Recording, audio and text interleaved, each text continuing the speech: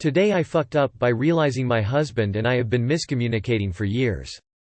Today I, 29M, was talking at lunch with my husband, 33M, and we went over the same subject we have unsuccessfully talked about for years.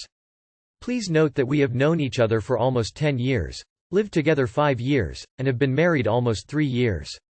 So, we were talking about dogs and cats and he said that cats are pretty good. Now, pay attention to that wording because that's the bit where we fucked up. Over the years I had been disheartened when he said things were pretty good. From my perspective, he seemed to be emotionally distant and unenthusiastic about things. Everything was pretty good, and said in a very mild tone of voice. So over the years we tried to talk about it with limited success. Today when I asked him why he never seemed to show much enthusiasm for things, he was confused as always. He said that he did show enthusiasm because he likes cats. But, you just said they were only pretty good. This confused him even more. Somehow I managed upon the magic combination of words to get him to elaborate further. Usually, he would just repeat that things are pretty good, but today he managed to lay out his scale. Okay, less than good, less than pretty good, less than great. I have never seen pretty good used in that place in the scale. I always place it below good. Almost good. Mostly good. For years we had been talking about things and I had assumed he was sorta meh on them because of this. I had to run damage control at a Thanksgiving dinner one time because he said my mom's cooking was pretty good. We have stopped watching TV shows because I thought he was only mildly enjoying them and I didn't want to be too much a bother. I eventually just came to the conclusion that he wasn't very expressive and tried to place his responses in my own scale because he had such difficulty explaining it. Years. I got disheartened when he said my dog was pretty good. He calls me pretty cool. When I told him about my scale he was shocked. He says it must be a southern thing, though I don't remember it from when I lived in Texas. We compromised and said it must be an Arkansas thing, his home state. We both began re-examining our interactions over the years. The Thanksgiving dinner. Me explaining to my brother that, no, my husband did really like that movie, he just expresses it this way. How he talks about my dog. All of it. When lunch was over and I assured him everything was okay, he said I was pretty cool, and got this horrified look on his face. He realized that from my perspective he had been calling me only mostly cool, good, etc. for years. I similarly realized I had been assuming he wasn't enthusiastic about things because of the wording. It was so embarrassing. I've encouraged him to be more open about his feelings and his happiness and just confusing him for years. I'm just so baffled by everything. It's good we're learning to communicate better, but geez. He feels really apologetic now, and I've tried to assure him that I just assumed it was like a jokey understatement meant to be kind of funny and maybe razz me a little. But no, he was entirely sincere the whole time. We're trying to find better ways to communicate, but it's a process. He has encouraged me to ask him, "What do you think that means?" as a way of getting him to rephrase some of the things he says. Hopefully we can cut down on miscommunications like this in the future. Too long did not read. Realized today that my husband uses pretty good to mean better than good. I think it means only mostly good. Spent years feeling slightly disheartened and sad, which he feels bad for now that he knows. Edit for clarification. We're both dudes. What do you think that means is amazing. In Yorkshire they say that'll do means very good. Your post reminded me of a UK advert about that. Sounds like more of a till rather than TIFU. It might have taken a long time to get there, but it's great that you've cleared up the misunderstanding. Today I fucked up by leaving the PN Hub tab open.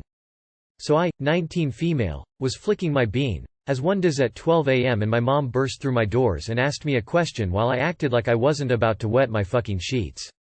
Then she left and I resumed and I was significant other fucking close, then she came in my room again. I paused it acting all cool again and I sat upright while my phone was on the bed.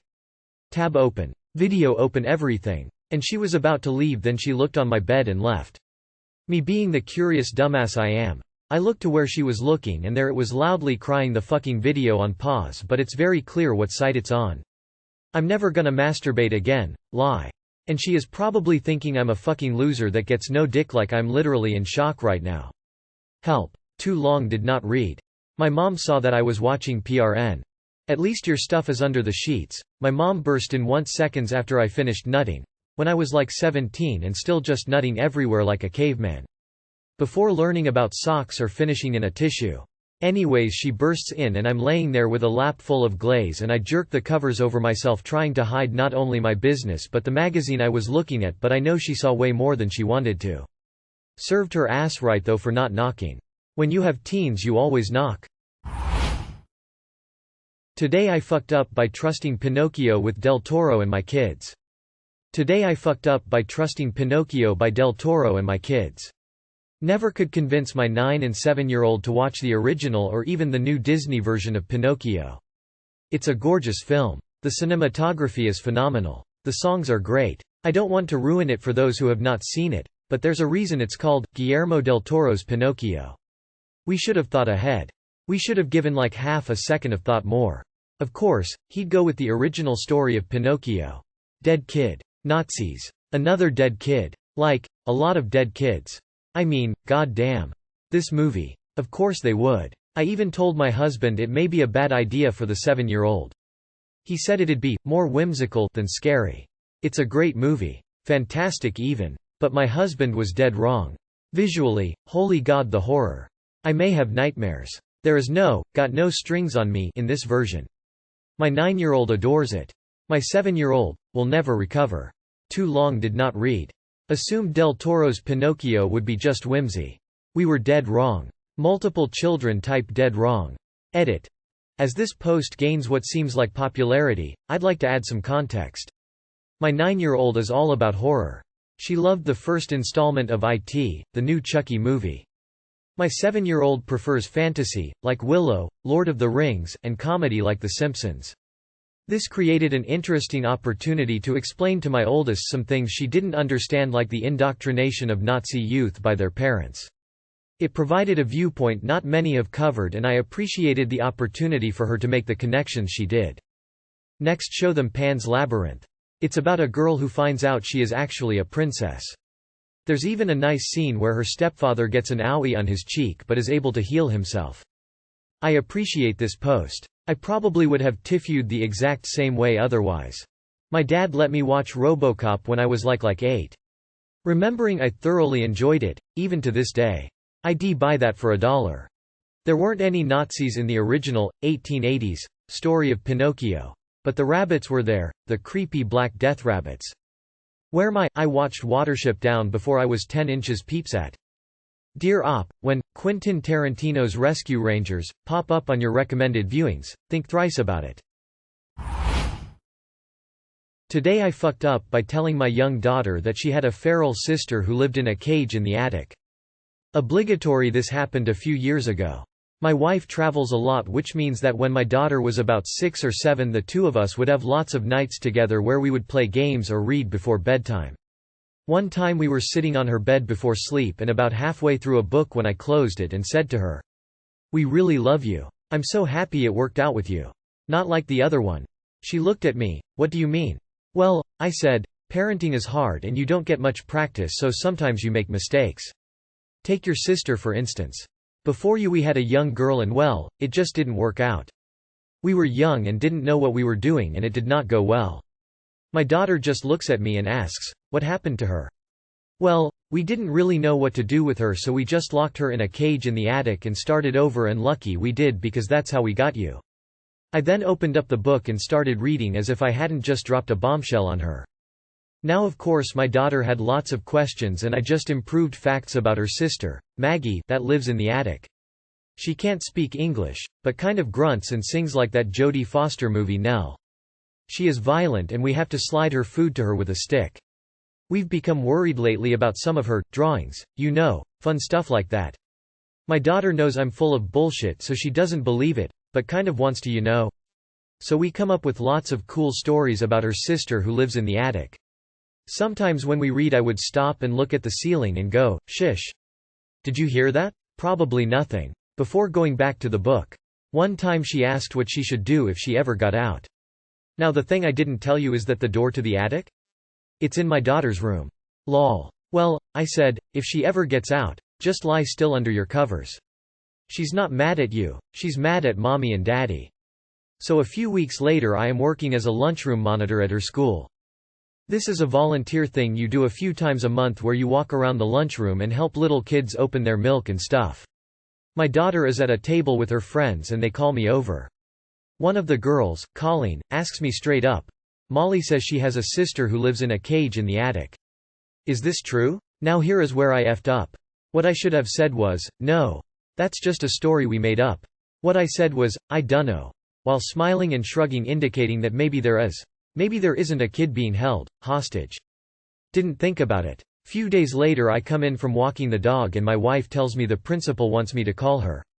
Oh crap. I know what this is about. My wife is like, oh, she probably wants to talk to you about the ice cream fundraiser. I'm thinking to myself that no, she does not want me to talk to her about the ice cream fundraiser. Lol. So I call and she says something to the effect of, hi, first, thank you for your help with the ice cream social. So, one of our students' parents called and said that she is worried because, oh, this is silly, I know, that you are keeping one of your kids in a cage in an attic? That's not true, is it? So, now I have to go and explain in detail the whole story, which sounds like I am a psychopath and the worst parent ever. She was very good about it and understanding and we nervously laughed it off. The worst part of this was that the girl who said something to her mom was a young girl whose mom had been to our house and who we had driven places, etc. She knew us well and could have just called instead of calling the principal. The outcome was a good one. We've since become very good friends with the principal and her husband. We celebrate our second daughter's birthday every year on May 10th and we even sign cards from her to people when we send things from the family. Too long did not read. I almost had child services all up in my grill because a story I told my daughter about an imaginary sister triggered a call from the school principal after another student told their mom. Wasn't this a Simpsons Treehouse of Horrors episode where Bart has an evil twin but it turned out he was the evil one and they'd locked up the wrong kid? That's awesome. As an older brother, I convinced my little sisters that we had another sister at one point, but she wouldn't behave, and one day she went for a drive with mom and dad, and never came back. Then there was the time I convinced Tay, little kid my sister babysat, that mom used to punish us by making us stand in the corner while she threw bricks at us. I said that we were allowed to dodge, but that if we got hit, it was because we deserved it. It helped there were some spare bricks sitting in the corner of the patio. He scoffed, so I told him my sister's forehead scar, chickenpox, was because she didn't dodge the brick once. Well, he told his parents, and that was that for babysitting.